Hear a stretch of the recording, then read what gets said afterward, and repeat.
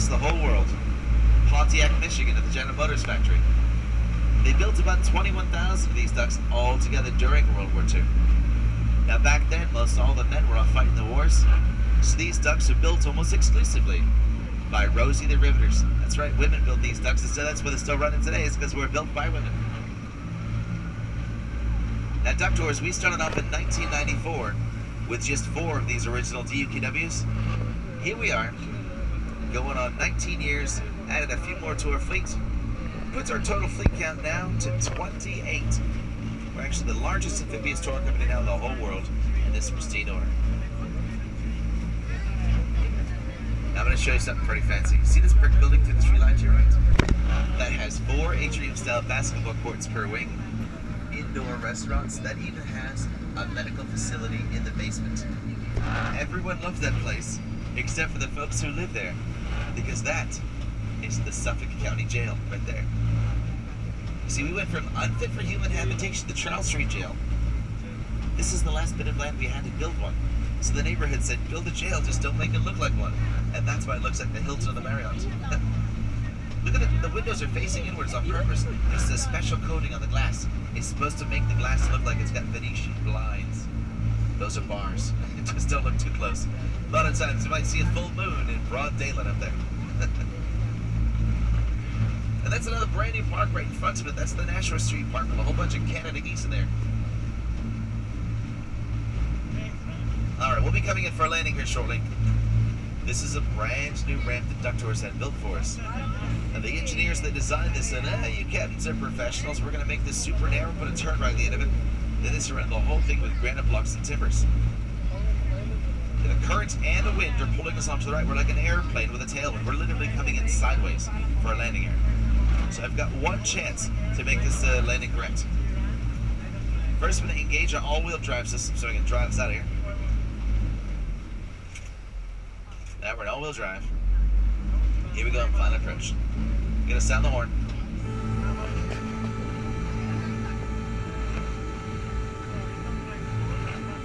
I'm trying to make this a nice smooth landing for you. If I do this right, we're gonna feel the front tires gently touch down, followed by the rear tires. That's the plan. Alright, here we go. We'll be touching down shortly here. Counting down in 3, 2, 1. And here we are. Back on land. Up the ramp we go. Just drive on out. This is where boaters get a little jealous. There's no truck or trailer. We'll just keep on going. Once you get to the top here, I'm going to put us back in a truck mode. Shut up the marine, ready, done with that. And off we go. Simple as that. Now, see this line to your left? Underneath the elevated roadway system, this is where the second largest skateboard park in the whole country. That's where we're going to build it. We're going to be breaking ground this fall. This is going to be the Charles Shred Skate Park. Second largest skateboard park in the whole country. Yeah, I was kind of curious where's the largest one. My guess was like California. It's beautiful weather there, but surprisingly it's not. I would have never guessed this, but Louisville, Kentucky. Yeah, who knew? Now this construction they're doing to your left, this is the second campus. This is the North American headquarters of a Swedish-based company called EF. That loosely translates to education first. For the scholastically motivated, if you qualify, they have a 1-year MBA program here. They also do foreign exchange programs. They teach language classes. What they found is the best way to teach you a language, they ship you off to the country. They have facilities all over the world. So, say you want to speak Italian, off to Italy you go. Yeah. Say you want to speak German, they're shipped off to Germany. Ja. Now you want to speak Spanish, well, they send it to Miami. It's brilliant.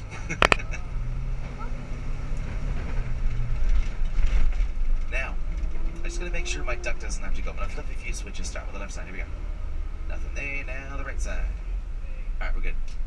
See, I keep those pumps on manually, or I can turn themselves on automatically. Hello! What I cannot do is I cannot shut them off once they engage. That's a beautiful day out. Maybe you bought yourself a Mercedes convertible, right? You're driving with it top down. You pull up next to my duck and I go like this. Those pumps kick on. There's no button up here to stop my duck from fire hosing Your plush leather interior full of Charles River water. So, bit of a method to my madness there, because I'd never do that on purpose, of course. That's hypothetical. Alright, let's see if I can get us out of here.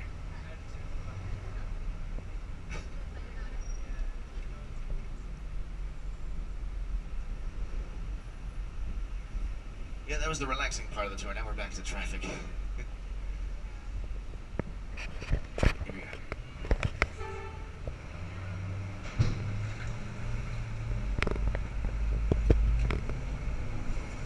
We're going to go over the bridge here. It might get a little windy as we go over this bridge. This is going to be the Gilmore Bridge.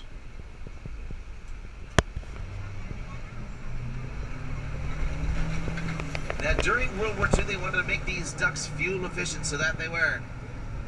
Original ducts are powered by a monstrous inline, straight 6-cylinder gasoline engine. We're talking 90 horsepower for 19,000 pounds. That's not a lot of horsepower. Well, the last few years, we started to refine our fleet. This is Company Squire. This is the very first duct we modified. We took out the gasoline engine. What we have now is a direct injection, turbocharged diesel engine. The duct you're sitting on, she actually runs on biodiesel. And once we convert the entire fleet, we're going to see if we can get these to run on waste vegetable oil. So in the future, my tours will be smelling like French fries and fish sticks. But we're really to cut down our carbon footprint with one of these alternative fuels. Hey, if you've seen the movie Good Will Hunting, in that movie that starred Robin Williams and Matt Damon. And Robin Williams, he played a psychiatrist at the Bunker Hill Community College. There it is to your left, Bunker Hill Community College. So now we're heading into Charlestown. Now Charlestown is home to the bloodiest battle during the Revolutionary War. That was the Battle of Bunker Hill. We found out the world's most powerful army at the time, that was the British Army. They wanted to fortify this hill. They were going to do so on a Saturday. We are good spies, so we did it Friday night. The British wake up the next morning to take the hill from us. We're up there waving at them. When they tried taking the hill from us a couple times, we fought them back. It was in the third attempt they pushed right through our fortifications. You see, at that point, we had run out of ammunition. We didn't have very good leadership skills because we were a bunch of amateurs. But it was a moral victory. A patriot was quoted in saying, "I'd gladly sell the British nothing at that price any day." We suffered about 400 casualties. The British suffered 1,200. Pretty good job for a bunch of amateurs. Now, Charlestown was completely destroyed during the Battle of Bunker Hill because we had snipers hiding out through the homes along here. So what do you suppose we would have built after the Battle of Bunker Hill? Maybe a fire station, a church, something like that? Nope, it's been here since 1780. It's still here today. On your left, it's going to be the Warren Tavern. Lose it badly, but build a pub. There it is. George Washington used to frequent that pub right there. Now, just a quick glimpse past this delivery truck. You're going to see the Bunker Hill Monument down Monument Avenue. There it is. As slow as I can go. There it is. Egyptian-style monument. Now, whenever you're traveling in Boston and you see these natural gas street lamps, that pretty much lets you know it's a fancy neighborhood. Just as a general rule, really. Now, when I take a left off here to your right, it's another brand new park. This is City Square. Now, when they built this park, they accidentally found some stones. You can see the stones in the grass off to your right. They did some research and discovered those are some of the original foundation stones from the homes they first built here in the early 1600s, because that's where the Puritans first settled, right there, City Square. But this is also where the water was brackish here, half fresh and half salty, so it couldn't sustain a large population, and that's when they moved on to the Shaman Peninsula. This is all part of the Charlestown Navy Yard. During World War II, there was 60 to 65,000 men and women working 24 hours a day to replenish our war effort here. Now we're going to make a left. There's another brand new park off here to your right. This is the Paul Revere Park. It's named that because somewhere along here is where Paul Revere rode across the Charles River. He borrowed a horse, and he wanted to let us know which way the British are going the night before the Battle of Lexington and Concord. So that's a nice view of the Boston Harbor off to your left. First, the locals like to say, that's the harbor. And that's the new Charles River Dam and lock system. That brick building is right. It has 6 pumps that can move 3.5 million gallons of water a minute. That's how we prevent the flooding of the Back Bay. Now, you're going to see a white church steeple just ahead to your left. See there peeking on the brick buildings? That's the Old North Church. That's the very same church where the sexton displayed some light to us the night before the Battle of Lexington and Concord to let us know which way the British are going. The whole plan back then was to be 1 up by land, 2 live by sea, right? Yeah, it's still there. The Old North Church.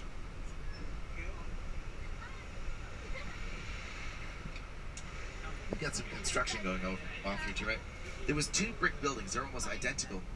They nibbled one of them apart. They started from the top and nibbled it all the way down because it was made of like, it had like lead pipes and asbestos, just bad things. This one, on the other hand, was salvageable. Now, they're completely restoring this brick building here, which is really quite nice from the inside out. And that is going to be the world headquarters of Converse, like the sneaker manufacturer. Chuck Taylor's, yeah, Converse. World headquarters, waterfront property. That'd be nice.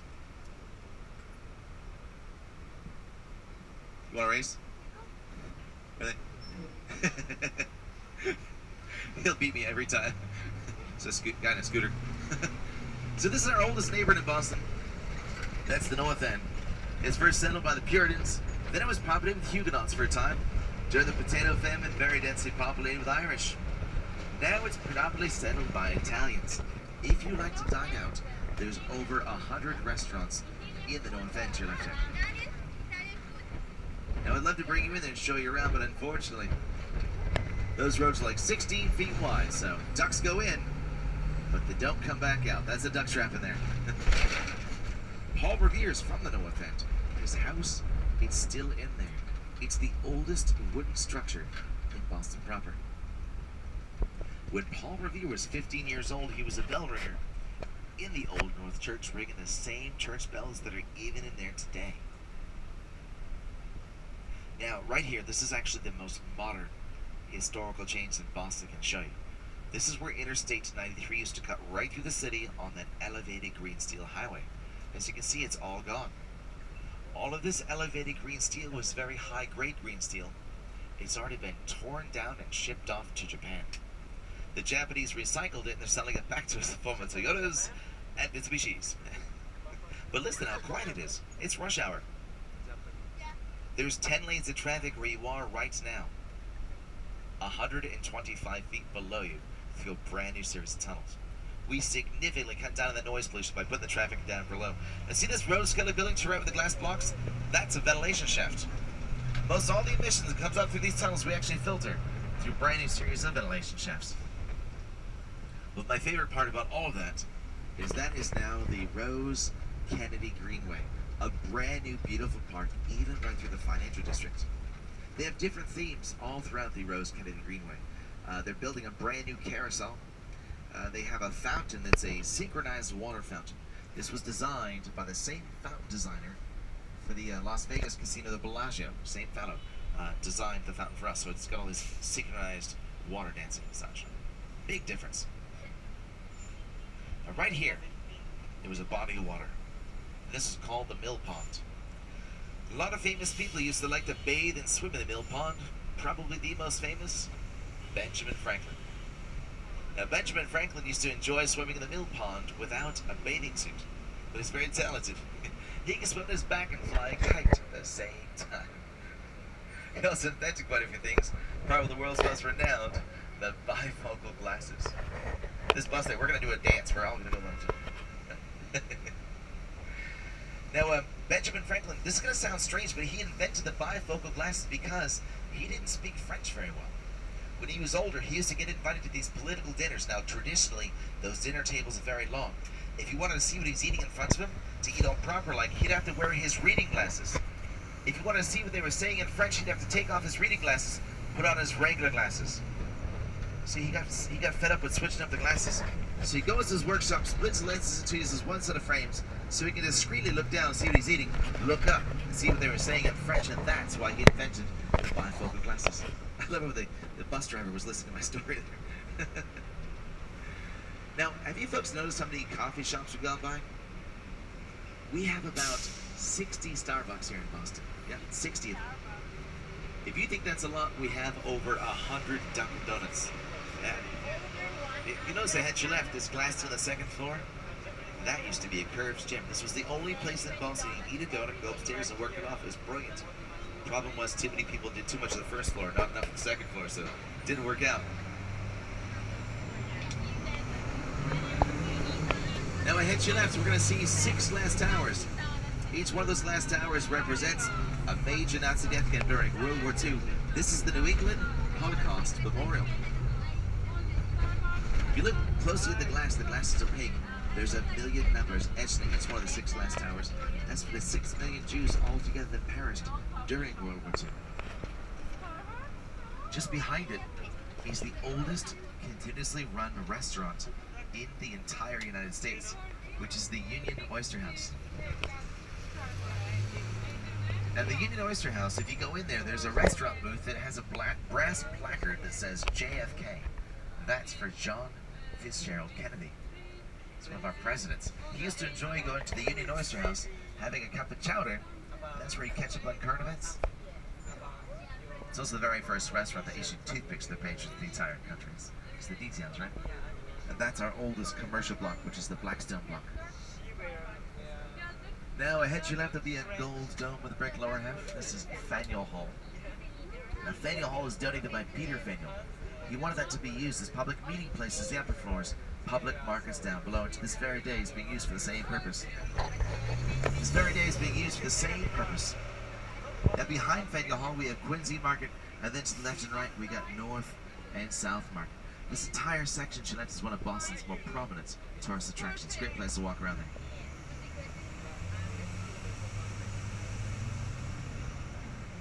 You never know what you're going to see around Faneuil Hall. There's a lot of different entertainers. So we got jugglers, acrobats, musicians, clowns making balloon animals. You never know what you're going to see around Faneuil Hall. That's half the fun of around here.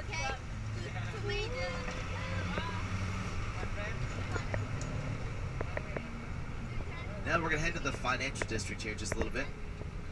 See this small brick building ahead to your right? That's our old State House. And from the balcony, that's where the Declaration of Independence was first read to the people of Boston.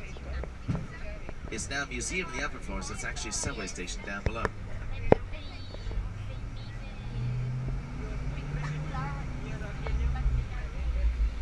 Now, that great big building ahead to your right, this is the Ames building. That was constructed before we had steel reinforcement technology. That entire building is made of solid granite, the whole thing, from the foundation to the top. In 1888, that was the tallest skyscraper in the whole world. It's 14 stories high. Now the Ames family made their fortune selling entrenching devices, shovels, so they made their wealth.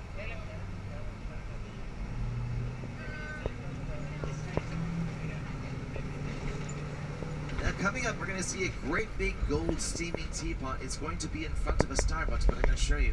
Starbucks did not install this. This is an English tradition. The English merchants used to put an object in front of the stores for what they represented, because back along, not everybody knew how to read or write. So that would represent a tea shop, see? Makes sense. I say it's an English tradition in its purest sense, because even when we settled the New World in the early 1800s, we still had about an 80% literacy rate, so we've always been rather well educated. Now we're going to go right by our oldest burial ground in Boston. It'll be the King's Chapel burial ground. John Winthrop, one of our original founders of Boston, he's buried just off to your left. So was Edward Mays. That's the fellow that invented the crossword puzzle. His headstone's pretty easy to spot. Look from the opening. If you look, it's just 3 down and 4 across right there, see?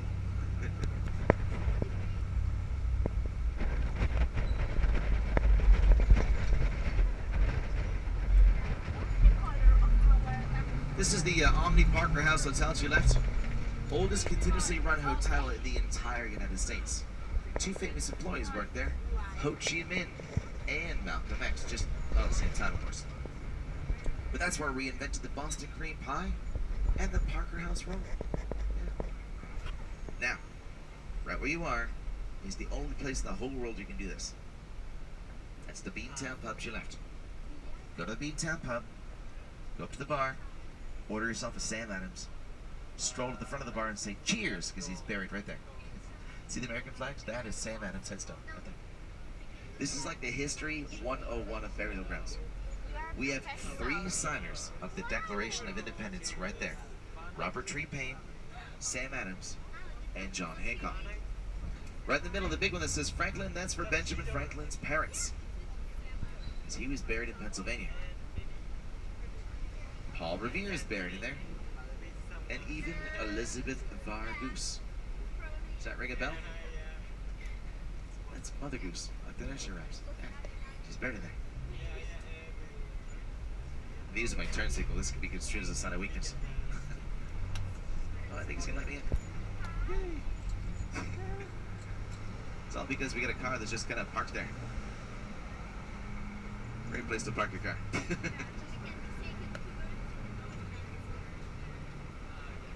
Now this is the Park Street subway station off to right. Very first public subway system in the entire country.